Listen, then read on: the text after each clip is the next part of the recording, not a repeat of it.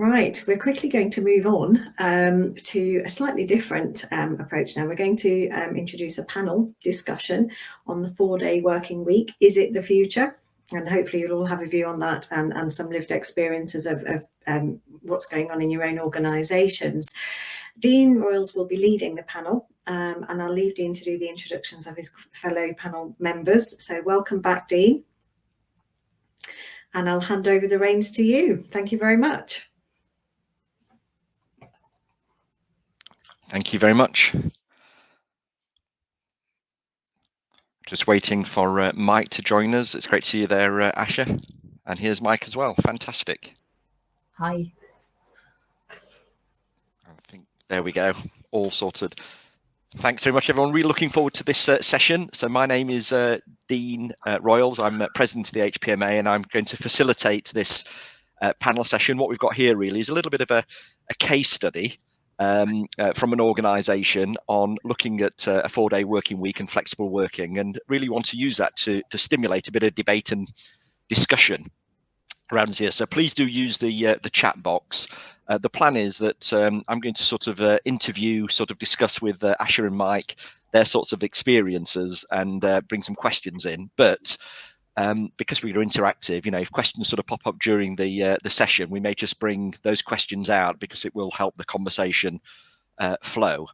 And because I'm trying to learn as I go along, and I'm one of these people that learns by a sort of concrete experience sort of coming through, there is a facility in this platform. If you have a look, that's got raised hands on the side, and if people put a raised hand up to ask a question, it means that I can bring you in onto stage and you can ask that question as it were in real life. It'll feel like we're in some hotel in Birmingham somewhere doing this authentically in the way that we'd all like to do it. So I'm just going to try something before I introduce Aasha and Mike. I don't know if someone that knows me who's there would like to just raise their hand and we can just see if it works. I promise you I won't get you to ask too much of a question yet, but just to say hello. So there's someone with a raised hand. Who have we got? Nikki. Let's see if we can just bring Nikki on just to see if that facility works. There we go, Nikki. Hello. Come off mute and say a quick hello. Want to say hello to us? There we go. Hi. Nice to see you all. Glad it worked. Excellent. So thank you for testing the technology with us, Nikki. That's it's great to see you. Nikki's the managing director of the HPMA, and you'll have seen her active through the chat box all through this session. So good to see you here. I'll let you go, but please do use that facility. So type questions in if you like, put your hand up, and I might just randomly bring people in to sort of join us, as it were, on stage. So so thank you for that. So let's do some introductions. Aasha, would you like to say something about yourself, your background, and the organisation that you're working in? Hi, yeah. So hello, my name is Aasha Cowey. I am a strategic transformation lead in the Surrey and Borders Partnership NHS Foundation Trust digital team. It's a bit of a mouthful, the whole job title. And I'm also co-founder of FlexNHS, which is a community/campaign to sort of champion flexible working for all, really. So yeah, I'm here to sort of reflect a bit on some of my personal experiences, the good and the bad, and also some of the stuff that we hear from the FlexNHS community.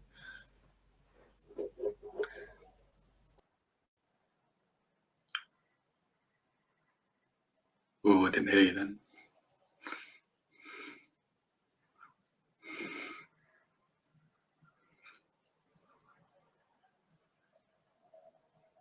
That looks like we're back, and hopefully people can now hear if we get through the technical hitch. So just like in real life, problems happen, don't they? But Aasha, I was just saying, you'd introduce yourself in terms of the organisation. You mentioned the FlexNHS campaign. Would you just like to say a little bit more about that campaign? Yeah, so it's we just celebrated our 3rd birthday, which has gone really quickly, and really it's just started from people talking to each other on Twitter. We've got an Instagram platform as well, and the crux of it really is people sharing stories, peer support, sharing challenges, looking at how we can do things differently. So that's why I sort of describe it as a community/campaign. It's a bit of both, and hopefully it's making it's helping to make a real difference, and we know for a fact some people have come back to work as a result of it. So it's an amazing feeling to be involved in that. That's great, thanks very much. And Mike, would you like to introduce yourself? Yeah, so I'm Mike Cavaye. I'm Director of Digital Strategy and Transformation at Surrey Borders. I also I sit on the Professional Development Committee of an organisation called the Federation of Informatics Professionals. So I'm quite connected into how we're developing the digital workforce. And I've been doing lots of work with Health Education England and some others in that particular field. And my big thing in this sort of particular space is kind of the start of the reflection that I've kind of got, which is digital isn't really about the technology and data, it's really about the people. So it's a great opportunity to come and talk to this group about, in this particular frame, because it's how we develop teams, it's how we change the way that we're working to use data and technology that really makes a big difference. And flex and flexible working, 4-day weeks, however you might want to describe it, is a big part of that conversation.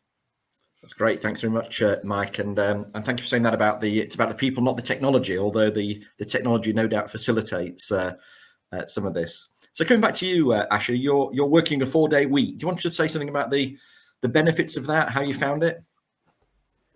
Yeah, so I was going to tell a bit of a story, if that's okay, because that's probably the easiest way to sort of go back a few steps, and it helps to give some of the context as well.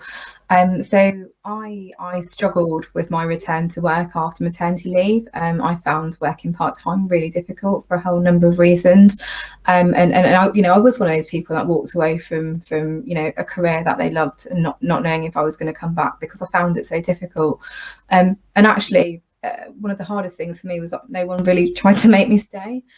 So I feel like I've had a lot invested into me, actually. So I'm an alumni of the NHS grad scheme, stuff like that. And it was quite disheartening, really, that whole process. And the job hunt didn't really get much better. So I'd go to interviews, have conversations, and it would be, we really like you, we think you'd be great, but actually we need someone who's full-time, or, well, we're interested, but can you go and find the other part of your job share?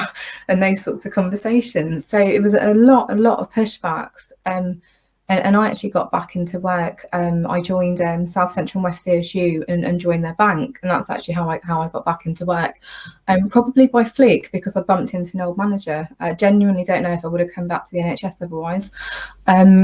And it was there I slowly went into a permanent role, but it was there I really started settling into doing a 4-day week. And it's probably important at this point to raise a 4-day week will mean different things to different people, and I think we'll probably explore flex quite a lot on this call. But for me, the 4-day week was doing a full-time compressed hours week into 4 days. Especially for the last few years, I needed that financially. I had a kid in nursery, which cost an absolute fortune. And actually, for me, having that Friday off, not only, I think I worked out, it would save me £280 a month in nursery fees just from that one day. But also having that time with her while she was so little, those Fridays were really special, really important to her. So, the benefit of me being able to do that meant actually I stayed in the workforce. I stayed in the NHS. I think we can't underestimate that and how many people we potentially lose. When I joined Surrey Borders, so actually what's really cool is Mike's actually my line manager, and it's quite nice that we can have a really mature dialogue about this, because I tweeted about this morning, but a lot of the reasons this all goes wrong is because communication just breaks down, and you can't have those open and honest discussions. And I actually tried going back to a 5-day week because my daughter started school at the same time as I started the new job.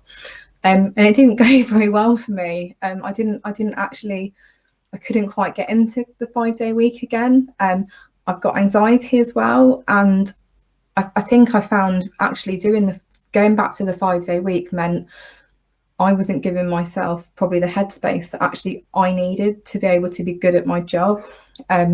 And actually, I'd spent 4 or 5 years of Fridays being my space to have headspace and connect with my friends and connect with my peer support and do what I needed to do.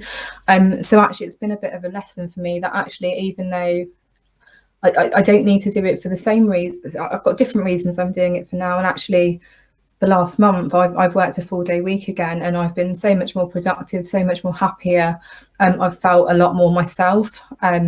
So yeah, I think that's sort of my personal story of the 4-day week, and actually, you know, that ability to flex and do that is a deal breaker for me.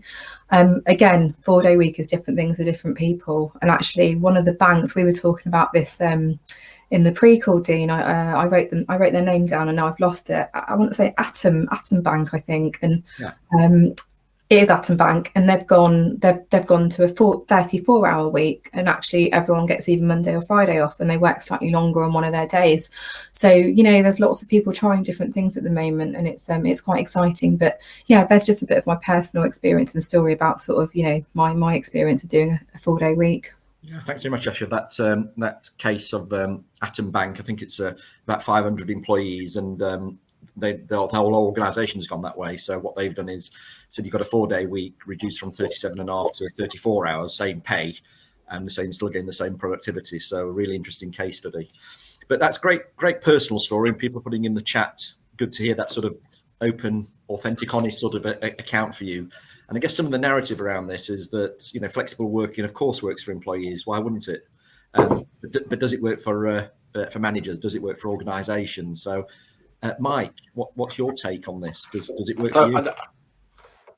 Yeah. So I think the first thing to note is, you know, to get high performing teams, you really need to have diverse, inclusive, and in our digital space, multidisciplinary teams.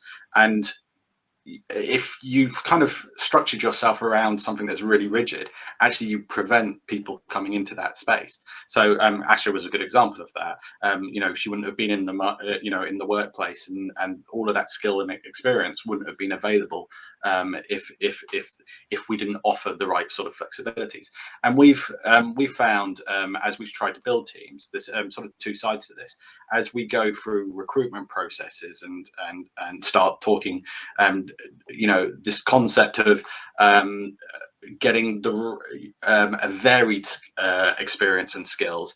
Actually, if you don't offer and be frank about what you are offering in terms of flex, people just don't apply. And actually what you really want to be having is that conversation that enables people to explore with you what they can bring to the table. And if they're not even in the front door because it's a very rigid sort of application process, or it's really defined, you've suddenly closed down a huge swathe of the candidate pool. The other side is in digital, we work an awful lot in that multidisciplinary sense. People have other jobs.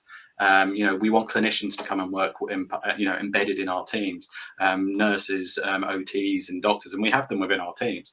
And if we don't offer flexibility around some of the opportunities that we're doing, and we make them full time, or we make them really structured, we're not bringing that resource in. And for us to do good digital, if you will, and to use data and technology better for the professionals and therefore the patients that we ultimately serve, we need these people in the room. And that's really the opportunity here is to have a huge swathe of different sort of arrangements, but the collective team therefore becomes far more dynamic and far more high performing. Thanks, Mike. And when we were doing some prep for this, I think that you were saying we're talking this session a 4-day week, but actually lots of different flexible working arrangements that everyone in your team has. So I think you were saying that all your team So I have 5 direct reports, and all of them flex to some degree or other. You know, be that, you know, different working patterns throughout the week, or you know, taking a few hours off to go do the school run or whatever it might be. We had a huge swathe of things, and actually, because of that, you know, I'll use this as a sort of indicator. When I started at Surrey Borders, the digital team was run by 3 white guys. It's now got a huge swathe of diversity across a range of sort of factors, and I think that's reflective of the way that we've kind of changed the way that we offer sort of different roles, and we bring those teams together, and I think that's really good. It's a key point, that, isn't it? That as it were, in the war for talent, you might think that you know, flexible working suits employees, but not organisations. But if we're not offering it as organisations, we're going to lose people to people that do. It becomes a sort of strategic imperative to be looking at this. Yeah, Health Education England did a report relatively recently on the digital health workforce, and it said by the end of the decade we were going to be 32. We're going to have 32,000 vacancies, it kind of really highlights the struggle that we have on recruitment and retention, as well as the growth that we're having in this space. We've got a whole pool of new people that are coming into the workplace that are looking for different things and different opportunities. And we need the broad spectrum of all of these different talents and all of these different mindsets. And therefore, we've got to adjust our way. If we keep doing the same, we're always going to have this vacancy sort of problem. Yeah, we need to be training a lot more people. I will say that. I think that's a real important part of where we go. But we also need to be giving people the reason to stay and giving them the opportunities that are interesting for them. And I do it in my day-to-day life. So, my work life, in the sense of I spend time with the Federation of Informatics Professionals during my working week, and I'm doing stuff outside of the organisation as well as my core role. And it's that sort of portfolio approach that's becoming more and more the norm. And we're seeing that quite a lot in our organisation, but in our digital team especially, at all levels. One of the things that comes across in this is seniority means that you need a full-time job and all that sort of stuff.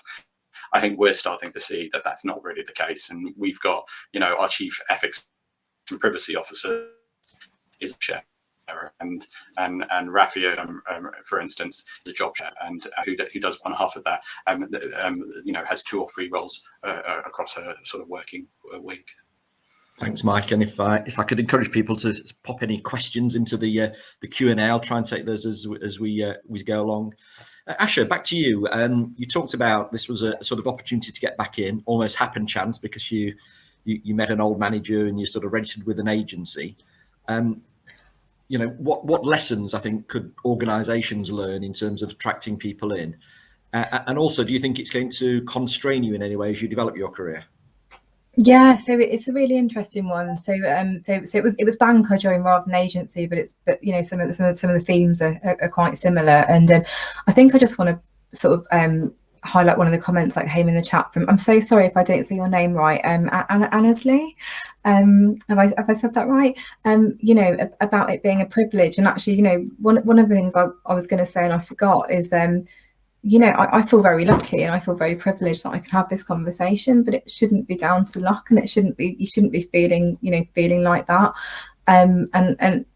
We, through the Flex community, we hear so much people leaving jobs that they love because they literally feel like they've got no other options, they've exhausted their options, they've got no choice. That's really sad. That's people that have trained in professions for years feeling like they just can't move forwards in that. In terms of sort of personally my own future, I think I'm probably okay, because I've sort of come to terms with, I've gone through that journey, I think, of it being a non-negotiable for me, and why. It wasn't an easy journey to get to by any means, and I am very lucky that I was able to make that work. I could have stayed somewhere that I was really miserable, and actually it was causing a detrimental impact to sort of the relationship I had with my husband and my child. That's why I had to leave. And I've sort of tried to own it, actually talk about it up front, and actually this is what I need, and this is what I need, and why, and try and turn that into a healthy dialogue to have, instead of us focusing on all the all the bad things about it. So I think personally, I'm not too worried about, I can see the shift on this nationally. You can see the shift of people trying to explore more and do more, and there's exciting stuff happening in clinical areas too, which we can talk about in a bit. So but if I was to rewind 3 years ago, I was a very vulnerable person in terms of trying to find a job. It was really hard, and a lot of places weren't advertising flexibly up front. Again, that's really changed, and that's for a lot of the work as well that the national team have done, as well as the campaign work. So Jane Galloway and her team in NHS England have done loads around this. They've got it into the people plan as policy from day one. That's amazing. That's such a step change. And actually, I was sort of knocking on doors of places saying, will you even consider this? And now you've got people putting job adverts with all these different options up front, and that's brilliant. We need to do more of it. We need to do more job shares. You know, I've gone off on a tangent now, but I'll finish my tangent. But you know, one of my biggest gripes at the moment is the narrative that remote working is flexible working. So one of the things we need to be really mindful of is that it really isn't. You can work remotely and you can be working longer hours, you can be always on, you can be, you know, going back to back.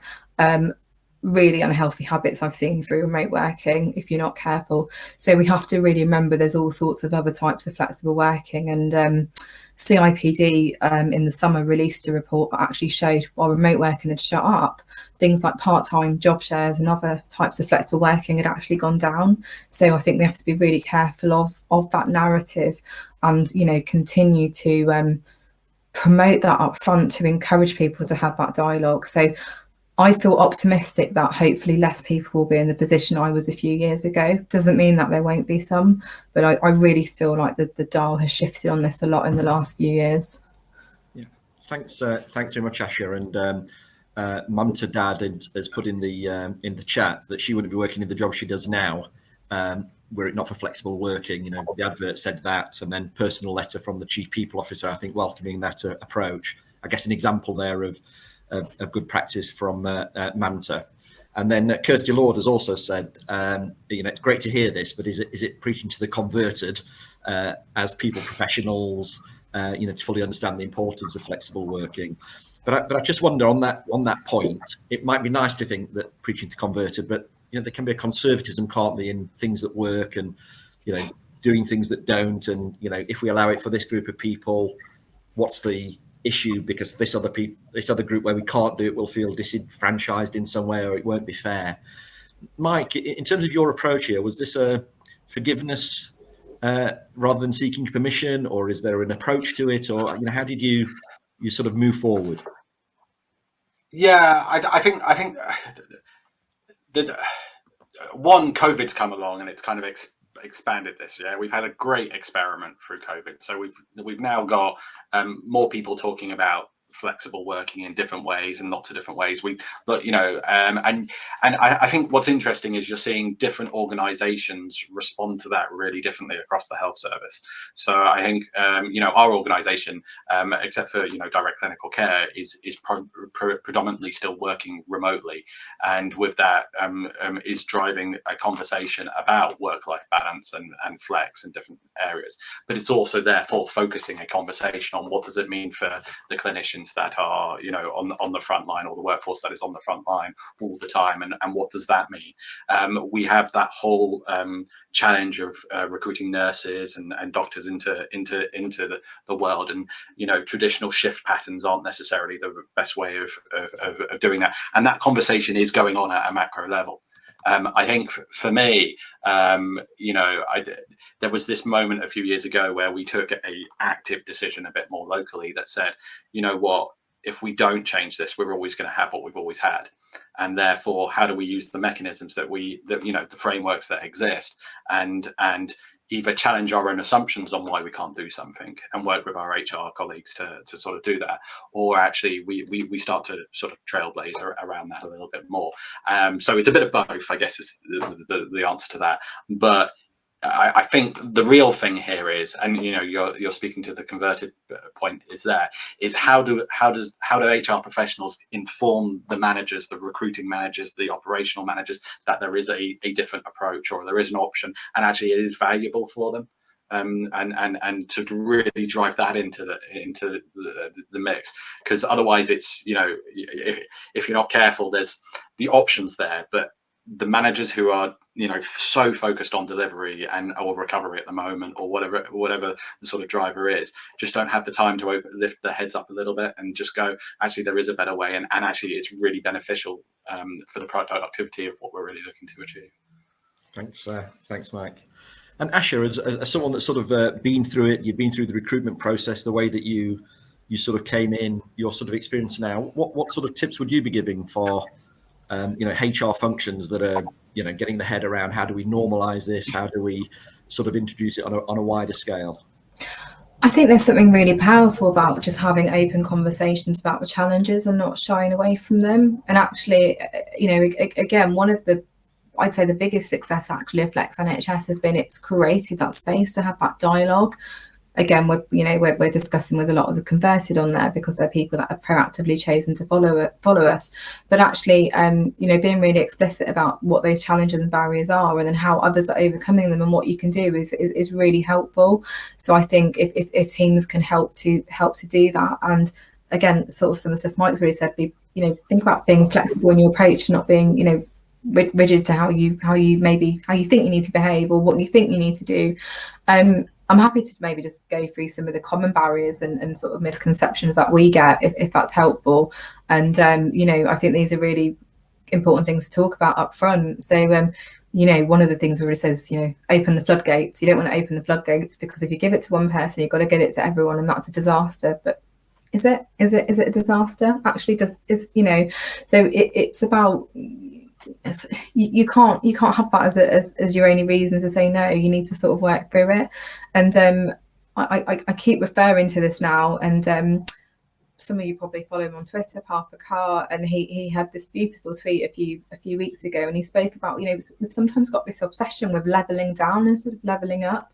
So actually, well, we can't give this to one person because we'd have to give it to everyone. So actually, let's just bring everyone down to the, you know, to the common, you know, the lowest common place we can get to, and we, you know, look at our workforce. We can't afford to lose any more people, right? So we need to really think differently about that. So, you know, we need to think about how do we level up, not level down, and use that sharing stories and case studies to provide that. One of the most common you know, challenges we get on that is you know, well, what about clinicians? What about clinical shifts, clinical patterns, clinical workforce? How do we get around that? There's actually some really good case studies coming out. I'm not going to say it's easy, you know, but it's not impossible. And others are making progress in it. I'm just going to highlight 2 case studies, but there's quite a lot on the NHS England website. They've got a future site as well with resources.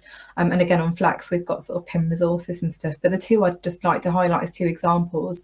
Birmingham's Women and Children's Hospital, they did a pilot with 240 nurses across 7 wards, and they explored a team-based approach to rostering, so that they could balance sort of staff working needs and life balance. And likewise, the Royal Free in London has done an electronic self-rostering pilot looking at flexibility and choice. So, you know, we should be looking at those pilots and looking at what's already underway, what's the learning from them.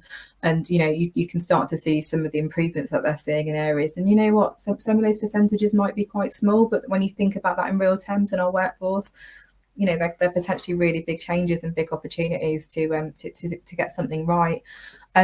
The last thing I'll probably touch on in terms of, I suppose, your myths and barriers is that visibility of role models. So, you know, we often hear you can't be what you can't see. It's really difficult. And, you know, so through Flex, we really try to promote good practice, you know, good stories, success stories, because you know, it's inspiring to people, and people realise, but actually maybe there is a different way to do this. So you know, we love hearing about what people have done and the successes they've had. It's great.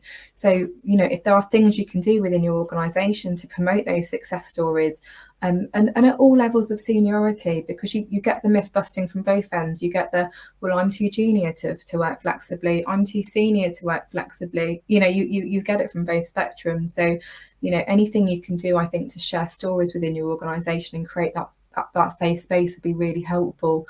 I'll end on one last thing related to that point. We ran pre-pandemic, sadly, well, not sadly, I'm just sad that we haven't seen everyone since. We did a flexible working, like a FlexNHS day, and we actually did a sports round. So we had about 6 people share their experiences of flexible working and why it was important to them. And we had a whole variety of reasons, from disabilities to childcare to actually they had a, you know, portfolio career. That was a really powerful way to break the ice and stimulate discussion. So if anyone can do that within your organisation, I think that would be a brilliant way to lift the lid off exploring this.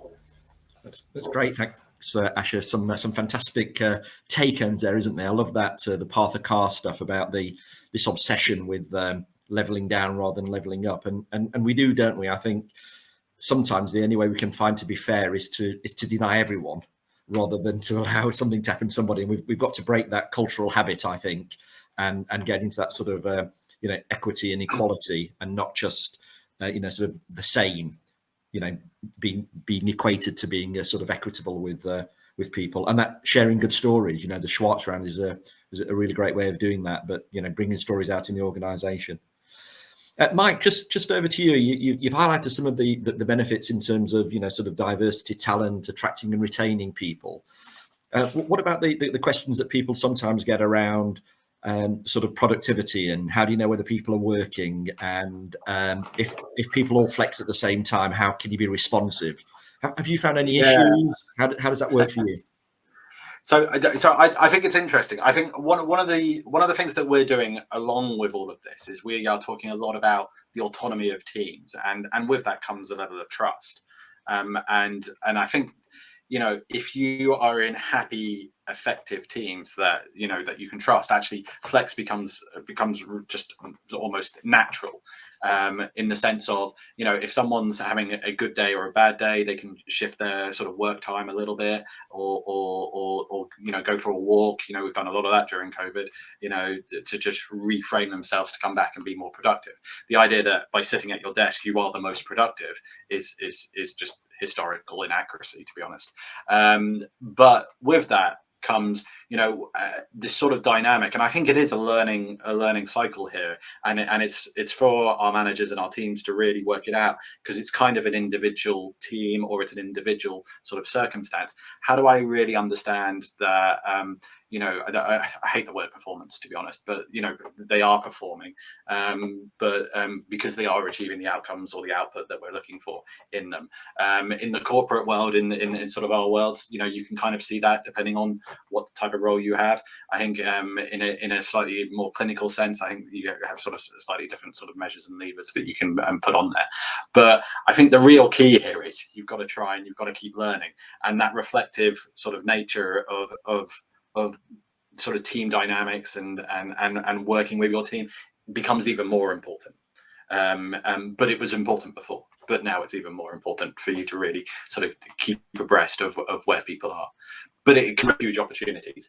Yeah, I will say, the ability, to recognize that someone is having a bad day, and actually for them to sort of shift their time in real time makes a big difference to their productivity.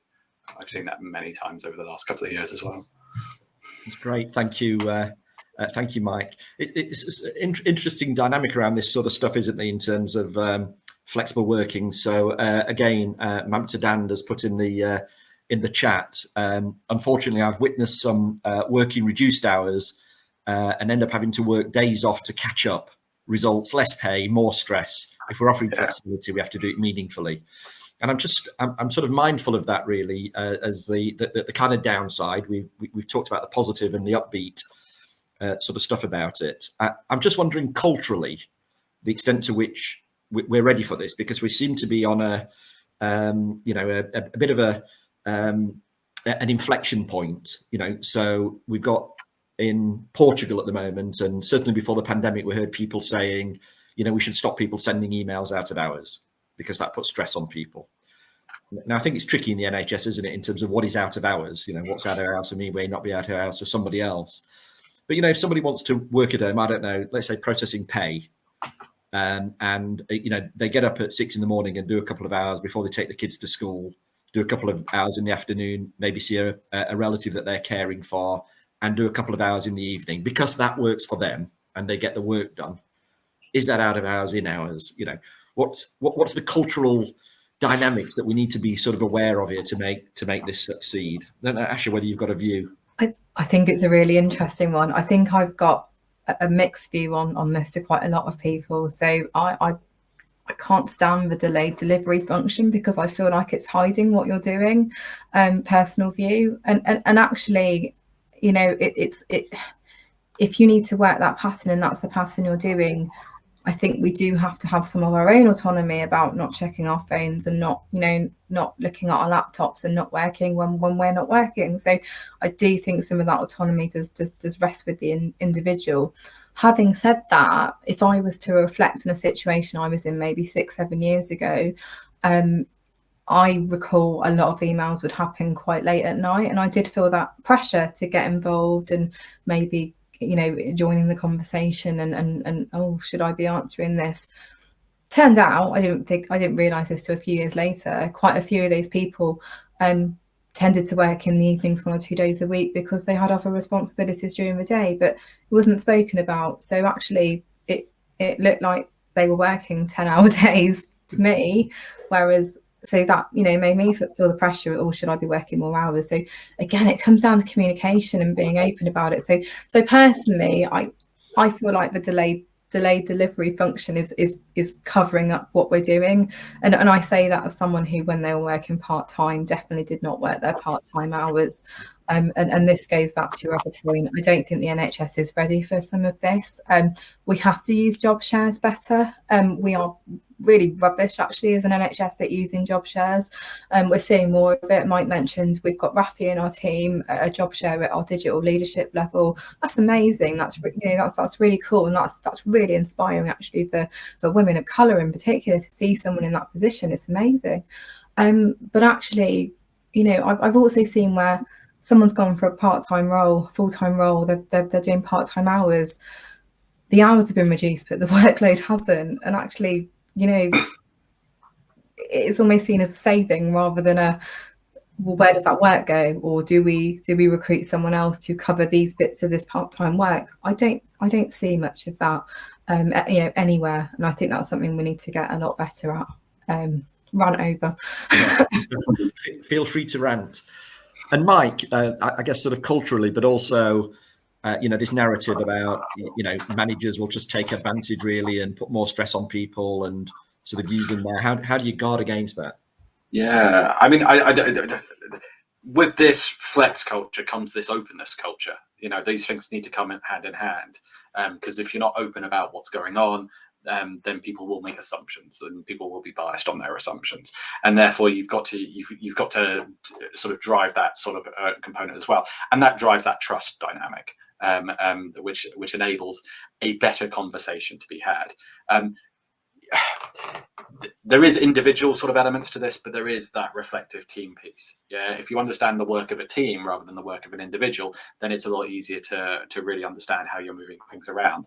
I have seen so many times people in the NHS reduce their hours, and nobody understands the fact that actually you know, the work is just the full time. It's just constrained into a smaller period, and we need to call that out. You know, there's a real need for people to be able to stand up and do that safe, open sort of a conversation that says, actually, this isn't quite right, because it isn't viable. I think one of the challenges that we have in the health service is because we're always running hot and we're always sort of driving for delivery at such a fast pace, and we really do miss that moment of going, actually, if we are changing things, we've got to see how it goes and learn a little bit from it.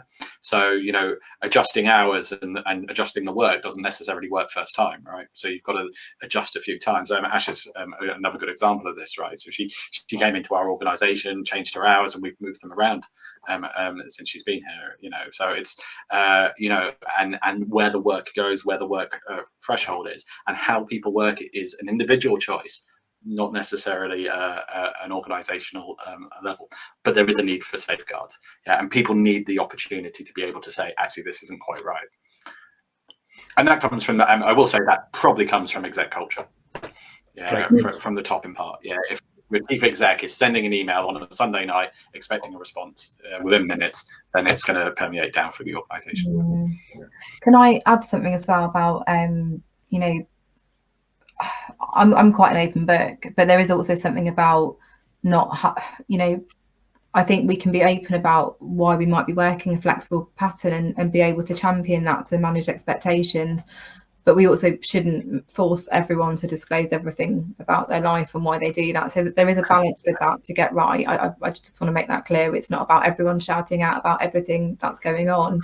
But it is about giving those people the autonomy to, you know, to aim that and say that. I think that's just an important point to make. Yeah, no, good point, Aasha. Really important to sort of highlight that.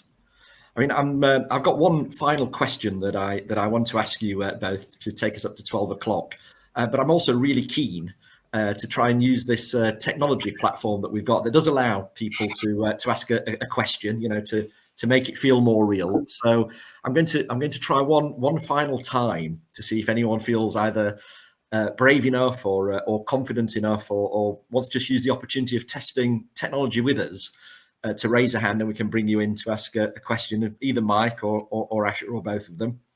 Oh yes, a hand's gone up. Let me just see. Got one. Mumta, excellent. Let's bring you in. Thank you very much for that. Hello. Hi there. I had to do it, Dean. I had to. I just thought you've asked me many times now, so I thought I'd come and join the conversation. Hello, everybody.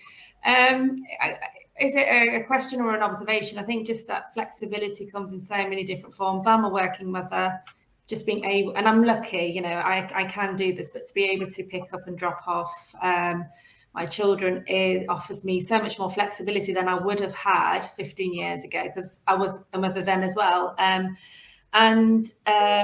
Something, you know, that I've been advocating to my team, you know, most of them who work full time, is about, you know, flexibility could be taking an hour out of your diary in the day to go and do something, because quite difficult to do because we're always in back-to-backs, but actually that can, just having that moment of pause away can offer that flexibility. So whilst, you know, for some it will be that day to do things and, you know, to have that family time, for others it could be spread out within the week. And we've just got to, I think, always think about what are we here to do? How are we going to get the best out of people? What motivates them? What's going on in their personal lives? And so there's never going to be always the same answer for everybody. I think it's just applying that sort of approach. I just sort of wanted to share that flexibility for me is that.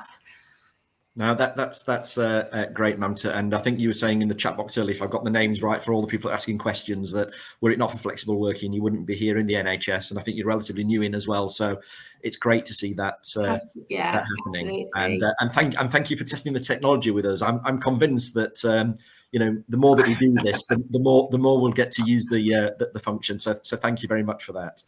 I've just got one final question or one final point for Mike and Aasha to make, really, which is we've got sort of a minute to go, but just one top tip, one take home that you'd like to leave people with. Mike, let's start with you.